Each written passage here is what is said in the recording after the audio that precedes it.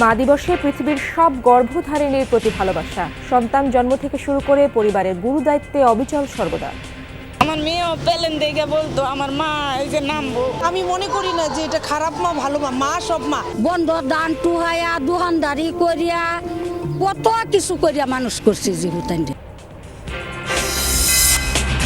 SSC ও সমমান পরীক্ষার ফল প্রকাশ আজ সকাল 11টার পর পাওয়া যাবে নিজ নিজ শিক্ষা প্রতিষ্ঠান ও ওয়েবসাইটে।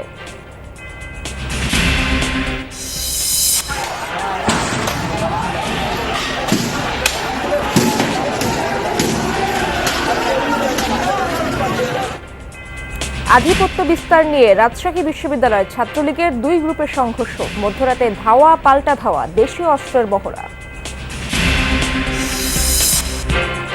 চট্টগ্রামে উদ্বোধনের 3 বছর পরেও চালু হয়নি হাটহাজারী ট্রমা সেন্টার, পড়ে পড়ে নষ্ট হচ্ছে 12 কোটি টাকার স্থাপনা। ট্রমা সেন্টার দূরত্ব হতো 2 মিনিট, 2 মিনিটের মধ্যে যদি আমরা ট্রিটমেন্টটা পাইতাম সে মারা যেত না। জনবল না দিলে, আমাকে আসবাবপত্র না দিলে, কোনো ঢাল তলোয়ার ছাড়া তো আমি কোনো কাজ করতে পারবো না। উৎক্ষেপণের 6 বছর পূর্ণ করল বঙ্গবন্ধু 1 স্যাটেলাইট, বছরে আয় অন্তত 150 কোটি টাকা, সেবা নিচ্ছে দেশের 38টি টিভি চ্যানেল। শুক্র মৌসুমে মেঘনার ভাঙনে বিলীন নোয়াখালীর বিশাল এলাকা, ভিটে মাটি হারিয়েছেন 5000 পরিবার, আশ্বাসই শেষ প্রশাসনিক উদ্যোগ। সন্ধ্যা দেখে একটা বাড়ি আছে, সকালে এটা নাই। এখন আমার যাবার কোনো স্থান নাই। এখন যদি বলক না ফেলা তাহলে আমাকে বাঁচার কোনো উপায় নেই। মিরপুরে বাংলাদেশ জিম্বাবুয়ের শেষ টি-20 আজ, হোয়াইট ওয়াশের আকাঙ্ক্ষা টাইগারদের, বোলিং ডিপার্টমেন্টে আসতে পারে পরিবর্তন।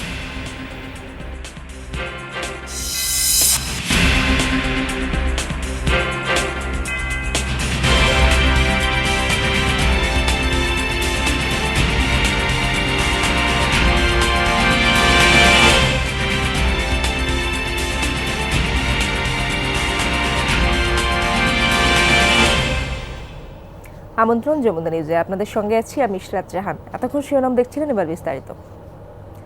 ভালোবাসার পরিমাপ করা দুরূহ, মাকে ভালোবাসার প্রকাশটাও পুরোপুরি করা যায় না হয়তো, তারপরও বলি ভালোবাসি মা, অভিবাদন তোমাদের।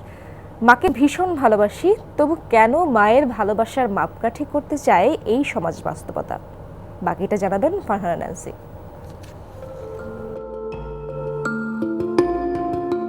তুমি শিখিয়েছিলে পৃথিবীর অনুভূতিগুলো কিভাবে অনুভব করতে হয়, কিন্তু তোমার অনুভূতির খবর আমরা রাখি না। তোমার চোখে পৃথিবীর আনন্দ দুঃখ দেখে দেখে বড় হই, কিন্তু তোমার দুঃখ কষ্টগুলো দেখতে পাই না, তোমার আনন্দের খোঁজ রাখি না। তখন আমারও খারাপ লাগতো, আমার মেয়েও পেলেন দেখে বলতো আমার মা এই যে নামবো। কি অসীম শক্তিতে মা আমাদের ভালোবাসেন। 13 বছর 2 সন্তানকে মানুষ বানাতে জর্ডানে কাটিয়েছেন ফাহিমা। মন্দ কথার ধার ধারেননি, নিজের সুখের কথাও ভাবেননি। সবাই বলে, সামাজিকতা মনে করেন সবাই বলে, ভালো মন্দ তো দুটোই আছে। মেয়েরা মানুষের জন্য গেছি, মেয়েরা মাশাআল্লাহ দিলে মানুষ হয়েছে। সন্তানদের জন্য মার ভালোবাসা চিরন্তন, প্রতিদিনের প্রতি মুহূর্তের। তবু মায়ের ভালোবাসার উপর, মায়ের দায় দায়িত্বের উপর কড়া নজর এই সমাজের। রেজাল্ট ভালো হয়েছে, মা নিশ্চয়ই অনেক পরিশ্রম করে, কিন্তু কোনো কারণে যদি কোনোবার একটু খারাপ হয়, সঙ্গে সঙ্গে কথা শোনাতে কেউ ছাড়ে না। আমি মনে করি না যে এটা খারাপ মা ভালো মা, মা সব মা। যুগ যুগ ধরে পারফেক্ট মা হওয়ার একটা অদৃশ্য মাপকাঠি নির্ধারণ করা। ক্লাস 9-এ থাকাকালীন আমার বিয়ে হয়, আমি মাস্টার্স করছি এই বাচ্চা নিয়ে, আমার হাজব্যান্ডের সহযোগিতা নিয়ে। তবে আমার মতো এরকম ভাগ্য আমি অনেককেই দেখি না। হয় না আসলে, মা হয়ে গেলে আর মনে হয় না, চাইলেও ভাবে আর সময়টা পাওয়া যায় না, বিশ্রাম হয় না আসলে। এত ভালোবাসা আর কষ্টের পর মায়ের স্বপ্নটা হারিয়ে যায় কেন? মায়ের বিশ্রাম গৌণ হয় কেন? মায়ের আনন্দ উদযাপন বাকেট লিস্টে আসে না কেন? কি নিজে চাই যে কিছুই না, এখন কি করছি, কিছুই তো করিনি।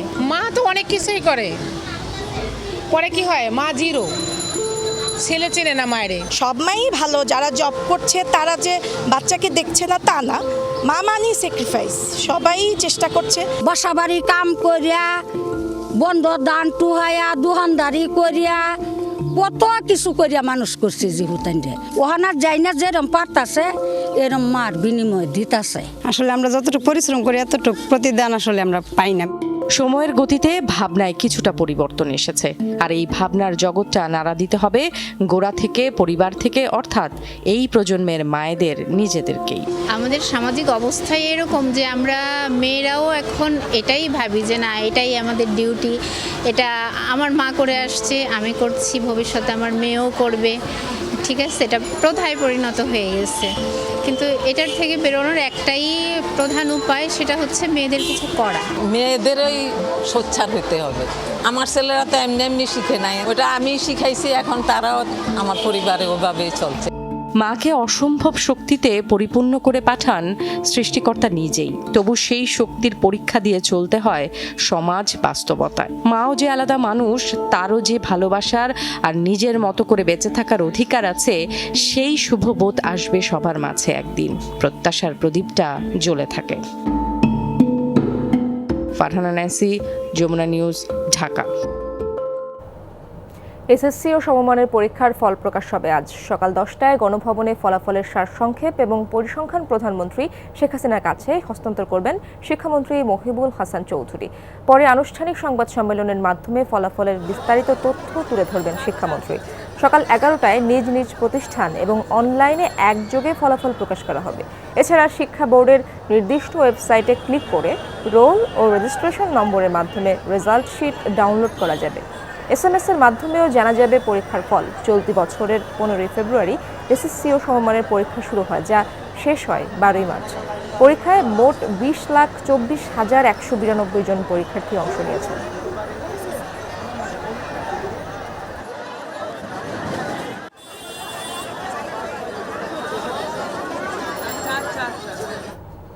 দর্শক, এই বিষয়ে আরও জানাতে যশোর থেকে যুক্ত হচ্ছেন আমার সহকর্মী সাজিদ রহমান। সাজিদ, যশোর বোর্ড থেকে এবার কতজন শিক্ষার্থী পরীক্ষা দিয়েছেন এবং সার্বিক ফলাফল তারা কেমন আশা করছে, বোর্ড কর্তৃপক্ষ সেখানকার কি বলছে আমাদেরকে জানান। ইশরাত, আসলে বোর্ড কর্তৃপক্ষ আমাদেরকে রেজাল্ট কী রকম এখানে পাশ করবে সেটা অবশ্য এখনও জানায়নি। 1.5 লাখ মতন এখানে পরীক্ষা দিয়েছিল এসেছি, তবে বলছে যে ফলাফল যশোর বোর্ডে এবার খারাপ হবে না, কিন্তু তারা আমাদেরকে এখনও জানায়নি। বেলা 12:30টার সময় যশোর প্রেস ক্লাবে এসে তারা ফলাফল ঘোষণা করবে, এমনটি জানিয়েছেন যশোর শিক্ষা বোর্ডের পরীক্ষা নিয়ন্ত্রক শাহিন আহমেদ। তবে আমরা দেখেছি যে এর আগে যে রেজাল্ট উপলক্ষে যে উৎসবগুলো হতো, এখন অনলাইনে রেজাল্ট পাওয়াতে আমরা দেখেছি যে কলেজগুলোতে বা স্কুলগুলোতে, শিক্ষা প্রতিষ্ঠানগুলোতে শিক্ষার্থীদের উপস্থিতি রেজাল্ট দেওয়ার সময় মানে অনেক কম। তারপরেও আমরা শিক্ষকরা বলেছেন যে কিছু শিক্ষার্থী তারা শিক্ষা প্রতিষ্ঠানে আসবেন বেলা 12টার পরে। ইরশাদ। সাজিদ, আপনাকে ধন্যবাদ। হলের গেস্ট রুমে বসাকে কেন্দ্র করে রাজশাহী বিশ্ববিদ্যালয়ের ছাত্রলীগের দুপক্ষের সংঘর্ষ হয়েছে। দেশীয় অস্ত্র নিয়ে ঘণ্টাব্যাপী চলে ধাওয়া পাল্টা ধাওয়া, ঘটানো হয় ককটেল বিস্ফোরণও। তাতে ক্যাম্পাসে ছড়িয়ে পড়ে আতঙ্ক। পরে পরিস্থিতি নিয়ন্ত্রণে আনে পুলিশ। শনিবার রাত 12টা এভাবেই সংঘর্ষে জড়ায় রাজশাহী বিশ্ববিদ্যালয় ছাত্রলীগের দুই পক্ষ। দফায় দফায় চলে ককটেল বিস্ফোরণ। ঘটনার সূত্রপাত সোহরাওয়ার্দী হলের গেস্ট রুমে বসাকে কেন্দ্র করে। এ নিয়ে হলের ছাত্রলীগ সভাপতি নিয়াজের সাথে সহসভাপতি আতিকুরের হাতাহাতি হয়। এরই জেরে আতিকুরের কক্ষ ভাঙচুরের অভিযোগ ওঠে, ছড়িয়ে পড়ে উত্তেজনা। দেশীয় অস্ত্র নিয়ে চলে দুপক্ষের ধাওয়া পাল্টা ধাওয়া। একটা সংগঠনের দুইটা গ্রুপের যে পরিবেশ, সেটা বর্তমানে শান্ত আছে। আমরা চেষ্টা করছি যেন আর কোনো বড় ধরনের কোনো অনাকাঙ্ক্ষিত ঘটনা না ঘটে, সেই কারণে আমরা অবস্থান করছি। এভাবে ঘণ্টাব্যাপী চলে মারামারি, আতঙ্ক ছড়িয়ে পড়ে গোটা ক্যাম্পাসে। অতিরিক্ত পুলিশ গিয়ে পরিস্থিতি নিয়ন্ত্রণে আনে। সংঘাতে জড়ানো দুপক্ষের সাথে কথা বলেছে বিশ্ববিদ্যালয় কর্তৃপক্ষ। দুই পক্ষেরই কথা শুনছি বা আমরা দুই সাইডের কথা শুনে আমরা একটু করছি যে আমাদের কিছু পুলিশ মানে আসছে, ওনারাও আসছেন। এখন দেখি আমরা মানে আমাদের সাথে আছেন, এখনো আমরা ফাইনাল কোনো সিদ্ধান্ত নিই। কংক্রিট ডকুমেন্টারি কোনো তথ্য আসে না, আমরা বিভিন্ন সময় বিভিন্ন রকম তথ্য পাচ্ছি। আপনারা একটু ধৈর্য ধরেন, আমরাই বলবো, আপনাদেরকে ডেকে সবকিছু বলবো। বিশ্ববিদ্যালয়ে অপ্রীতিকর পরিস্থিতি এড়াতে জোরদার আছে নিরাপত্তা ব্যবস্থা। ওবায়দুর রহমান, যমুনা নিউজ।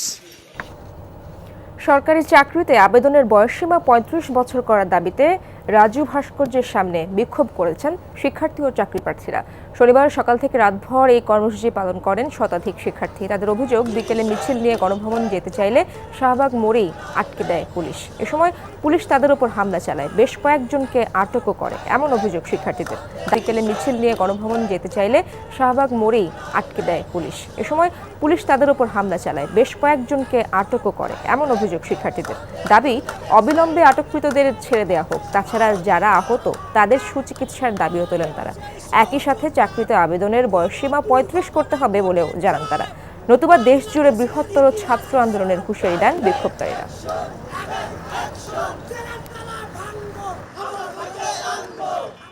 স্বপ্ন বাস্তবায়নের যে সুযোগ, আমরা সেই সুযোগটা চাচ্ছি। আমরা চাকরি পাবো কি পাবো না সেটা বিষয় না, কিন্তু আমরা প্রতিযোগিতায় লড়াই করতে চাচ্ছি। আমাদের শিক্ষিত তরুণ সমাজ আমরা আমাদের যে একটা দাবি, যৌক্তিক দাবি, এটা কেন মেনে নিচ্ছে না? এখানে গ্যাপটা কোথায়? আমাদেরকে 30-এ ইনভ্যালিড করে দেওয়া হচ্ছে। আমরা এই অন্যায় মেনে নিতে পারছি না, আমরা বাঁচতে চাই। তাদেরকে জিজ্ঞাসাবাদের নামে অমানবিক যে কার্যকলাপ সেগুলো চলমান আছে। ইতিমধ্যে আমি শুনতে পেরেছি আমাদের একজন সহযোদ্ধা অসুস্থ হয়ে ঢাকা মেডিকেলে ভর্তি আছে।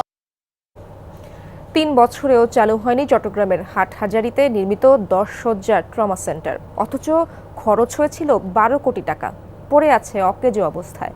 হাটহাজারী রাঙ্গামাটি খাগড়াছড়ি সড়কে প্রতিদিনই সড়ক দুর্ঘটনায় অনেকে হতাহত হন, কিন্তু মিলছে না তাৎক্ষণিক চিকিৎসা। বিপুল অর্থে ট্রমা সেন্টার নির্মাণের পরও সুফল না পেয়ে ক্ষুব্ধ ভুক্তভোগীরা। সম্প্রতি হাটহাজারী রাঙ্গামাটি সড়কে দুর্ঘটনায় গুরুতর আহত ছাত্রলীগ কর্মী সাকিব দুদিন চট্টগ্রাম মেডিকেল কলেজ হাসপাতালে চিকিৎসাধীন থাকার পর মৃত্যুর কোলে ঢলে পড়েন। তার স্বজন ও রাজনৈতিক সহকর্মীদের দাবি, হাটহাজারী থেকে 30 কিলোমিটার দূরে হাসপাতালে নেয়ার পথে অতিরিক্ত রক্তক্ষরণই মৃত্যুর কারণ। দুর্ঘটনার পর দ্রুত চিকিৎসা পেলে হয়তো প্রাণে বেঁচে যেতেন। যেখানে অ্যাক্সিডেন্ট হয়েছে তার থেকে ট্রমা সেন্টার দূরত্ব হয়তো 2 মিনিট। 2 মিনিটের মধ্যে যদি আমরা ট্রিটমেন্টটা পেতাম সে মারা যেত না, কিন্তু 2 মিনিটের ট্রিটমেন্টটা 2 ঘন্টায় আমরা তাকে নিয়ে চিটাং মেডিকেল নেওয়ার পথে 2 ঘন্টা যানজটের মাধ্যমে 2 ঘন্টা অতিবাহিত হয়। চট্টগ্রাম শহরের অক্সিজেন মোড় থেকে রাঙ্গামাটি ও খাগড়াছড়ি পর্যন্ত দীর্ঘ সড়কে প্রতিদিনই সড়ক দুর্ঘটনায় হতাহতের ঘটনা ঘটছে। আহতদের দ্রুত চিকিৎসা দিতে হাটহাজারীর কাচারি সড়কে 12 কোটি টাকায় নির্মিত হয়েছে 10 শয্যা বিশিষ্ট ট্রমা সেন্টার, কিন্তু উদ্বোধনের 3 বছর পরও চালু হয়নি। করছে অবশ্যই আমাদের জন্য, জনগণের জন্য করছে, তবে কিন্তু এখন তো অনেক দিন হয়ে গেছে, এটা চালু হচ্ছে না। ওটার তো কোনো কার্যক্রম নেই, ওটা মনে করেন হলে আর লাভ কি? ওখানে তো কোনো সমস্যা হলে এগুলো চিটাং মেডিকেল নিয়ে আসতে হয়। এত টাকা খরচ করে লাভ কি? আমরা তো অনেক কিছু থেকে বঞ্চিত।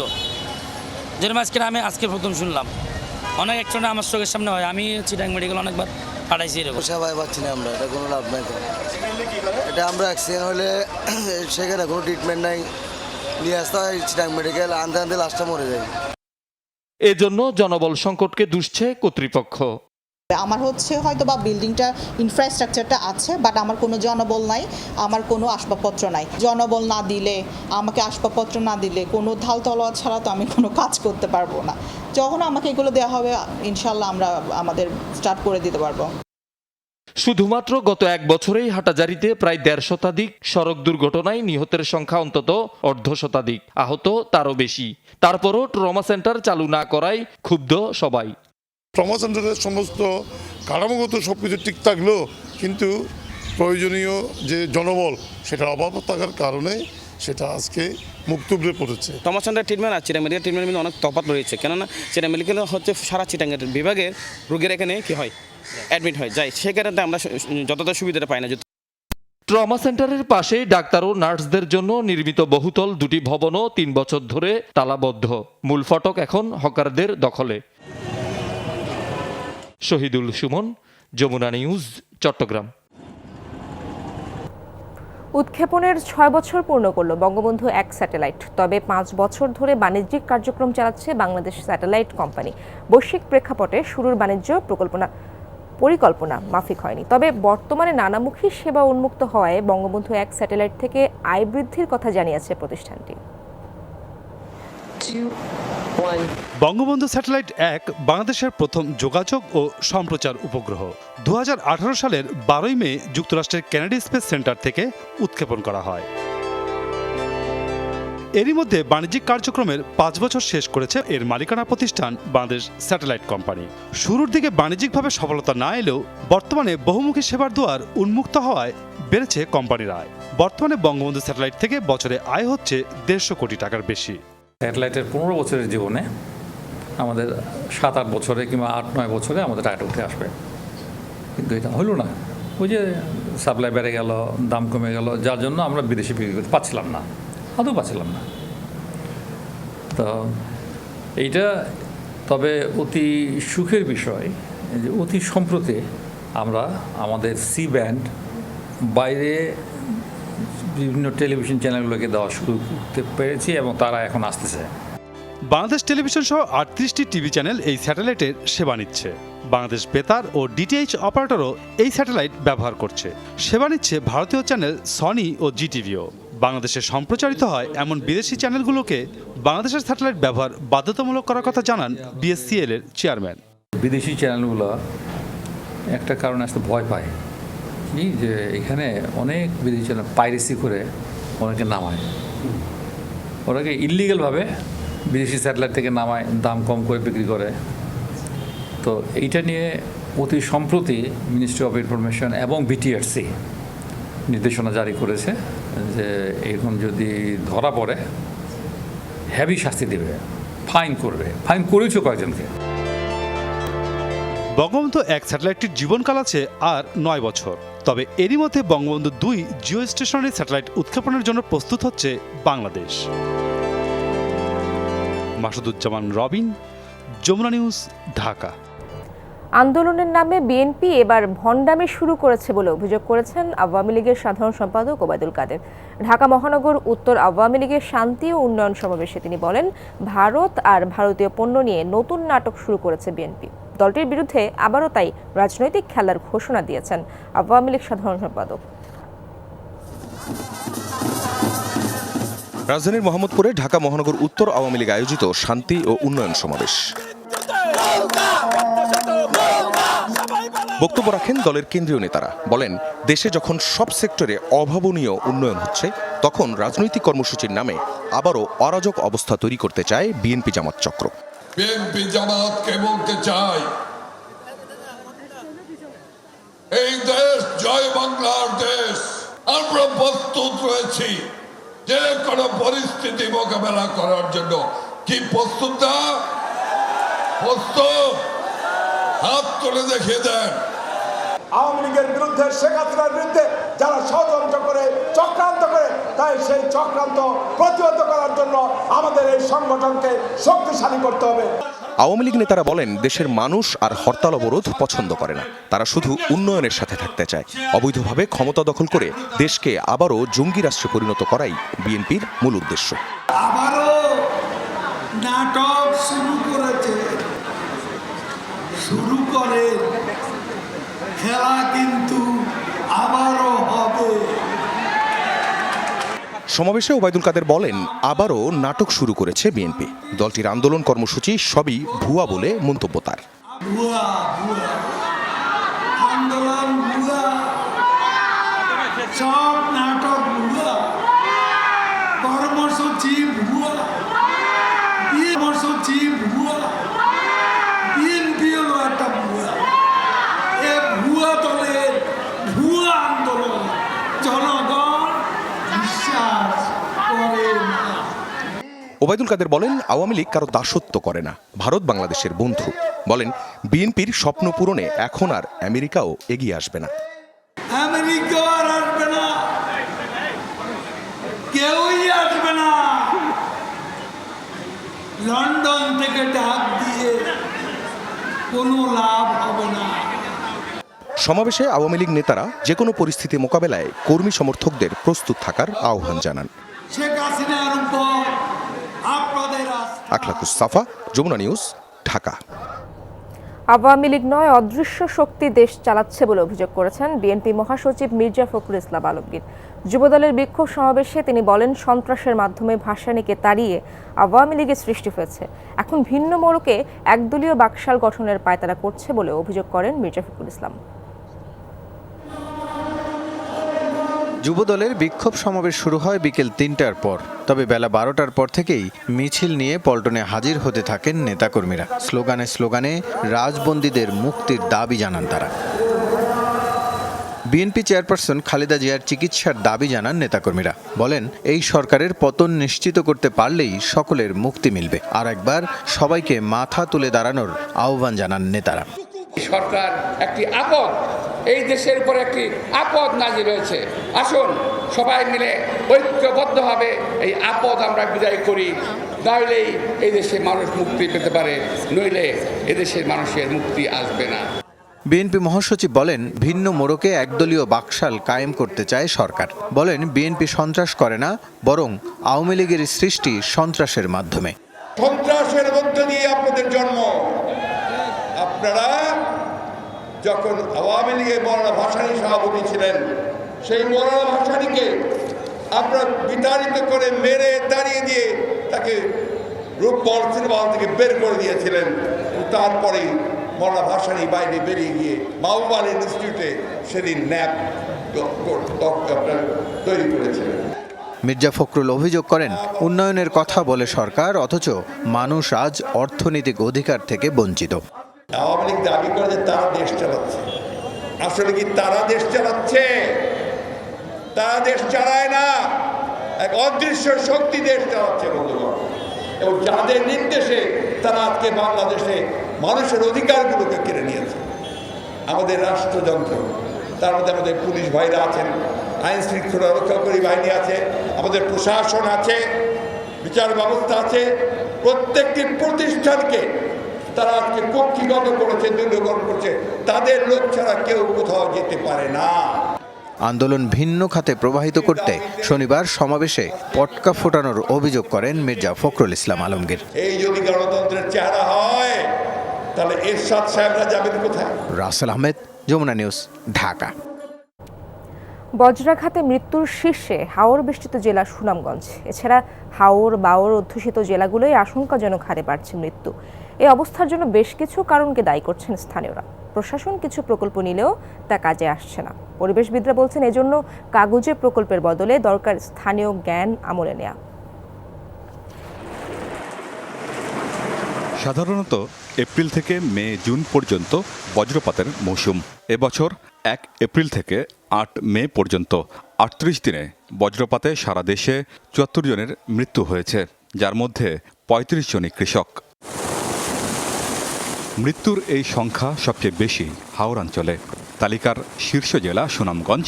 হতাহতের সংখ্যা বাড়তে থাকায় আতঙ্কে হাওড় পাড়ের মানুষ। আমরা ধান কাটার মধ্যে কৃষকরা মারা যাচ্ছে শুনছি না, যা যদি হঠাৎ একটা ঘটনা ঘটছে হইতে পারছে। এখন তো মানুষের ধান কাটার মধ্যে ভয়ঙ্কর থাকে, যখন বজ্রপাত চালু হয় তখন আর মানুষ হাওড়ে থাকতে পারে না। এই হাওড়ের মাঝখানে আশ্রয় কেন্দ্র থাকতো, তাহলে কৃষকরা, জেলেরা আশ্রয় নিতে পারত। সুনামগঞ্জ হচ্ছে বিশ্বের সবচেয়ে বেশি বজ্রপাত প্রবণ এলাকা এবং এটা আমরা জানি। নানা কারণে, এই সমস্ত কারণে সুনামগঞ্জ জাতীয় এবং আন্তর্জাতিকভাবে আলোচিত। সরকারিভাবে বা প্রশাসন বা জনপ্রতিনিধিরা যারা আছেন তারা বিশেষ উদ্যোগ নিতে পারেন, কৃষকদেরকে সহায়তা করতে পারেন।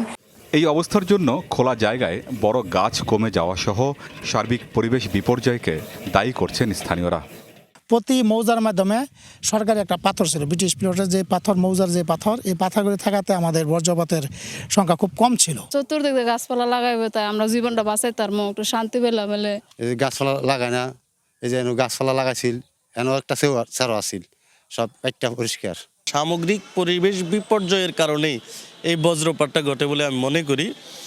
আমাদের বিশেষ করে গাছের সংখ্যা একেবারেই কমে গেছে, বিশেষ করে তাল গাছ সহ উঁচু যে গাছগুলো, এই গাছগুলো আমাদেরকে নানাভাবে রক্ষা করতো, কিন্তু এখন তো গাছের সংখ্যা নেই, সেভাবে লাগানোরও উদ্যোগ নেই। হতাহতের সংখ্যা কমাতে নেওয়া হচ্ছে বিভিন্ন পাইলট প্রকল্প।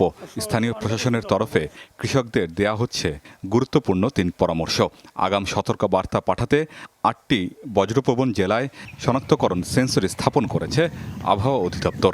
যদিও হাওরবাসী বলছে এই সংকেত পান না তারা, প্রয়োজন অধিক কার্যকর উদ্যোগ। যখন এই সমুদ্র সীমায় বা এর কাছাকাছি যারা বসবাস করে, তখন কিন্তু আবহাওয়া অধিদপ্তর থেকে তাদেরকে সংকেত জানানো হয় সেইভাবে আমাদের হাওরের যে জনমানুষ আছে তাদেরকেও এরকম সংকেত জানাতে হবে। এখান থেকে উত্তরণের জন্য হতে পারে হিজল গাছ লাগানো যেতে পারে, তাল গাছ লাগানো যেতে পারে, এবং বিভিন্ন স্থানে স্থানে বজ্র নিরোধক যে যন্ত্রগুলো আসছে আধুনিক, ওই যন্ত্রগুলো এখানে রাখা যেতে পারে। 2016 সালে বজ্রপাতকে প্রাকৃতিক দুর্যোগ হিসেবে ঘোষণা করে সরকার। আমিন বাবু, যমুনা নিউজ। হাওরের বজ্রপাত প্রাণহানির বিষয়ে আরও জানবো। নেত্রকোনা থেকে যুক্ত হচ্ছেন আমার সহকর্মী কামাল হোসেন। কামাল, বজ্রাঘাতে প্রাণহানি বেশি হচ্ছে হাওরে, কারণগুলো চিহ্নিত করা গেছে কিনা এবং এসব বিষয়ে প্রশাসন কোনো ব্যবস্থা নিয়েছে কিনা?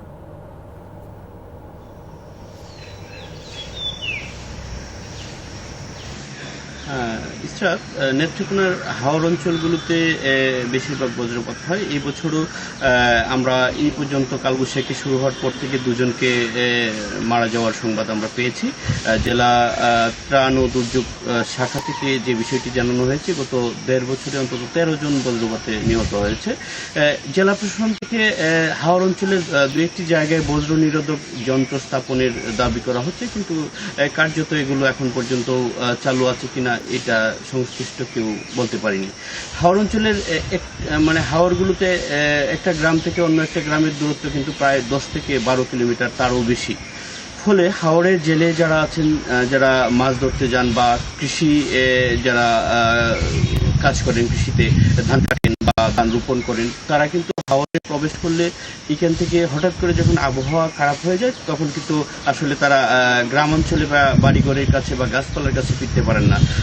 হাওরের বিস্তৃত জায়গা জুড়ে কিন্তু আসলে গাছপালা নেই। ফলে যখন আবহাওয়া খারাপ হয়, সেক্ষেত্রে কিন্তু আর যারা শ্রমিক থাকেন তারা তাদের কিছু করার থাকে না। এখানে আগাম আবহাওয়ার পূর্বাভাসের কোনো ব্যবস্থা নেই। জেলা প্রশাসন বা আবহাওয়া যে অফিস আছে, সেই অফিসগুলোতে মাত্র একজন কর্মচারী আছে, যেখানে আসলে কোনো কর্মকর্তা নেই। ফলে এইখানে যে মৃত্যুর ঘটনা বজ্রপাতে সেটা বাড়তেই থাকে। এখানে প্রশাসন থেকে তেমন কোনো উদ্যোগ আমরা দেখিনি। মারা গেলে সৎকারের জন্য সেখানে জেলা প্রশাসন থেকে সামান্য সৎকারের সাহায্য করা হয়, এছাড়া কোনো ব্যবস্থা আমাদের চোখে পড়েনি। কামাল, আপনাকে ধন্যবাদ।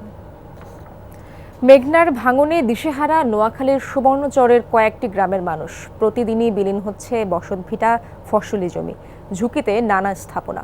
আতঙ্কে অন্যান্য এলাকায় আশ্রয় নিচ্ছেন অনেকে। 80 বছরের আব্দুল মমিন দফায় দফায় মেঘনার ভাঙনের শিকার হয়ে বসতি গড়েছেন চর মাকসুমুল গ্রামে। এখন সেখানেও নদীর রুদ্ররূপ, দিন কাটছে আতঙ্কে। 3 ভাঙার পরে অনেক দেখতেছি ভাঙিয়ে লুয়ে যেতেছে। এখন আমার যাবার কোনো স্থান নাই, এখন আমার বাসস্থান নেই, এখন আমি কষ্ট করতে আছি। সুবর্ণচরের মোহাম্মদপুর ইউনিয়নের চর আলাউদ্দিন ও চর আকরামউদ্দিন গ্রামের বাসিন্দাদের একই অবস্থা। গত কয়েক মাসে বসতভিটা হারিয়েছেন অনেকে। বিলীন হয়েছে হাটবাজার, ফসলি জমি সহ নানা স্থাপনা। বাড়ছে নদী পাড়ের মানুষের আতঙ্ক। অনেকে শেষ সম্বল নিয়ে ছুটছেন নিরাপদ ঠিকানায়। সন্ধ্যায় দেখি একটা বাড়ি আছে, সকালে এটা নাই। হাজার হাজার একর ভূমি নদীর গর্ভে বিলীন হয়ে গেছে। অনেক ভাঙতেছে। নিম্নস্তরে 3 হইতে 4 কিলোমিটার পূর্বে আসিল জায়গাটা, এখন ভাঙতে ভাঙতে অনেক পশ্চিমে চলে আসি। এখন আর তো সব ভাঙি চুরি, সব শেষ। এখন গর্তেই পড়ি যাইব সাগরে। ভাঙন রোধের দাবিতে দফায় দফায় মানববন্ধন করেছে মেঘনা পাড়ের মানুষ। প্রতিবার আশ্বাস মিললেও কাজ হয়নি। প্রথমত ব্লক অথবা বস্তা সিস্টেম করে দিলেও অন্ততপক্ষ আপাতত আমাদের এই নদী ভাঙন থেকে আমরা রক্ষা পেতে পারবো। এখন যদি ব্লক না ফেলায় তাহলে আমাকে বাঁচার কোনো উপায় নেই। পানি উন্নয়ন বোর্ডের দাবি, ভাঙন রোধে বিভিন্ন এলাকায় প্রকল্প চলমান। পর্যায়ক্রমে মোহাম্মদপুর ইউনিয়ন অংশেও কাজ করা হবে। মোহাম্মদপুর এলাকাটি অত্যন্ত নদী ভাঙন প্রবণ। তার জন্য অভ্যন্তরীণ ব্যবস্থা হিসেবে আমরা যাতে দ্রুত পদক্ষেপ নেওয়া যায়, তার জন্য অতি দ্রুত আরেকটি অস্থায়ী প্রতিরক্ষামূলক কাজের, জিওব্যাগ দ্বারা অস্থায়ী প্রতিরক্ষামূলক কাজের একটা ডিপিপি দাখিল করব এবং আশা করা যাচ্ছে উক্ত প্রকল্পটি অনুমোদিত হলে আমরা অতি দ্রুত ভাঙন প্রতিরোধে ব্যবস্থা গ্রহণ করতে পারব। গত কয়েক বছর ধরেই ভাঙছে মেঘনা, সম্প্রতি তা আরও বেড়েছে। জারিন অর্নি, যমুনা নিউজ। বিপাকে ঝালকাঠির চালক, হেলপার সহ 8 শতাধিক পরিবহন শ্রমিক, নেই নিয়োগপত্র, সুনির্দিষ্ট বেতন কাঠামো। জীবিকার তাগিদে চরম হতাশায় দিন কাটাচ্ছেন তারা। যদিও এ ব্যাপারে পদক্ষেপ নেওয়ার আশ্বাস দিয়েছে জেলার বাস মালিক সমিতি। ঝালকাঠিতে বাস মিনিবাস মালিক সমিতির নিয়ন্ত্রণে রয়েছে শতাধিক গণপরিবহন, অথচ এসব পরিবহনের চালক, হেলপার সহ বেশিরভাগ শ্রমিকেরই নেই নিয়োগপত্র। এই অনিয়ম দেখারও কেউ নেই। নিয়োগপত্র নেই, তাই নেই সুনির্দিষ্ট বেতন কাঠামো, নিশ্চয়তা নেই চাকরির, মালিকপক্ষকে তুষ্ট রাখতে মেনে নিতে হয় বাড়তি ট্রিপের চাপ, ওভারটাইমের ক্লান্তি আর বাড়তি ট্রিপ ম্যানেজ করতে সড়কে নিয়ন্ত্রণহীনভাবে চালাতে হয় গাড়ি। ফলাফল দিন দিন বাড়ছে দুর্ঘটনা। নিয়োগপত্র না দিয়া তারা নামাই দেয়, নামাই দিলে আমরা তো বেকার হয়ে বসে থাকি, আমরা অনাহারে থাকি, আমরা বিভিন্ন কষ্টের ভিতরে থাকি। ঠিকমতো সংসার চালাইয়াও খাওয়ার মতন কোনো প্ল্যান নেই, কারণ আমাদের যে মালিকরা সারাদিন ডিউটি করে আমাদের বেতন কাটে 3 জন স্টাফে 300 টাকা। নিয়োগপত্র যদি না দেওয়া হয় তাহলে এটার উপরে তো আমার কোনো আস্থা নাই। যখন আস্থা না থাকে তখন সে চাবি নিয়ে যায়, তখন আমরা বেকার হয়ে যাই, আমাদের সংসার ছেলে মেয়ে না খেয়ে জীবনযাপন কাটাইতে হয়। কিন্তু 1983-র মোটরযান অধ্যাদেশ, 2006 শ্রম আইন এবং সড়ক পরিবহন আইন 2018-তে স্পষ্টভাবে নিয়োগপত্র দেওয়ার বিধান রয়েছে। পরিবহন শ্রমিকরা আইন কানুনের এত মারপেচ না বুঝলেও এটুকু জানেন, নিয়মবিধি মেনে নিয়োগপত্র দিলে মানবেতর জীবন থেকে মুক্তি পাবেন তারা। আমরা হেল্পার, কন্ট্রাক্টর এবং ড্রাইভার 3 জনে 200 টাকা বেতন পাই। আমাদের এতে সংসার পরিবার পরিজন চলে না। হেল্পার ছিলাম, কন্ট্রাক্টর ছিলাম, তারপর আমরা এখন ড্রাইভার হয়েছি 12-14 বছর, কিন্তু আমাদের কোনো উন্নতি কোনো কিছু হয় নাই, আমরা সেই সাবেকই আছি। তাদের একটা নিয়োগপত্র দেওয়া থাকে, সেই নিয়োগপত্র আমাদের মালিকরা দিচ্ছে না এবং আমাদের যে বেতন ভাতা দেওয়ার কথা তাও দিচ্ছে না। দেশের সব জেলাতেই শ্রমিকদের বেহাল চিত্র, দাবি শ্রমিক নেতাদের। তবে অচিরেই প্রশিক্ষণের মাধ্যমে যথাযথভাবে নিয়োগদানের আশ্বাস দিলেন মালিক সমিতির এই নেতা। বাংলাদেশে কোনো জায়গায় নিয়োগপত্র দেওয়া হয় না, আমরা মালিক সমিতির সাথে বসছি, বসার পর তারা নিয়োগপত্র শ্রমিকের নিয়োগপত্র দেওয়ার কথা বলছে এবং প্রক্রিয়া চলতে আছে। শ্রম আইনের সিদ্ধান্ত মোতাবেক আমরা অচিরেই শ্রমিক প্রশিক্ষণপূর্বক নিয়োগদানের জন্য যথাযথ ব্যবস্থা গ্রহণ করেছি। জীবিকার অনিশ্চয়তা এবং অর্থাভাবে দুর্বিষহ জীবনযাপন করছে জেলার 8 শতাধিক পরিবহন শ্রমিক। হুমায়ুন রশিদ, যমুনা নিউজ। আমের রাজধানী চাঁপাইনবাবগঞ্জে এবার ফলন বিপর্যয়। তীব্র তাপপ্রবাহে ঝরে পড়েছে অনেক আম, এতে ক্ষতিগ্রস্ত হওয়ার শঙ্কায় বাগানীরা। জুনের শুরু থেকে বাজারে আসবে জেলার সুমিষ্ট জাতের আম।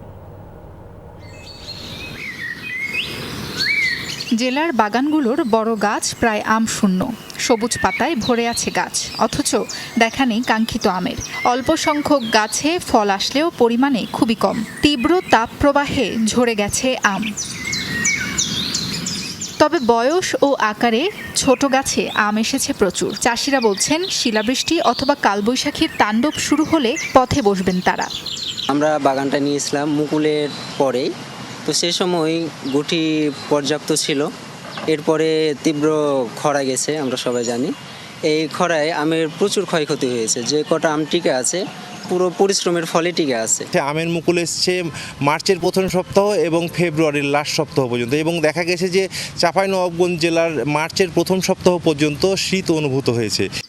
বাণিজ্যিকভাবে আম উৎপাদনে বেড়েছে ব্যয়, তার উপর ফলন কম এবং বিরূপ আবহাওয়ায় ক্ষতির শঙ্কায় চাষিরা। যখন বেশি আম হচ্ছে তখন কিন্তু আমরা টেনশনে থেকে আমটা বিক্রি করতে পারবো কিনা, আমাদের খরচটা উঠবে কিনা। আবার যখন কম হচ্ছে তখন অতিরিক্ত কম হলে কিন্তু এই ব্যাপারটা হচ্ছে যে পরিচর্যা করার খরচ হচ্ছে না। এর কারণ হচ্ছে লেবার খরচ বেড়েছে এবং আমাদের যে পরিচর্যার যে ম্যাটেরিয়ালগুলো, বালাইনাশক বলেন বা কীটনাশক বলেন, এগুলোর দাম কিন্তু উত্তরোত্তর বৃদ্ধি পাচ্ছে। যখন বাণিজ্যিক কৃষি আসছে, যে পাশের বাগানে যখন স্প্রে করে ওই বাগানে যে পোকাগুলো থাকে সেই পোকাগুলো এই বাগানগুলোতে বসে।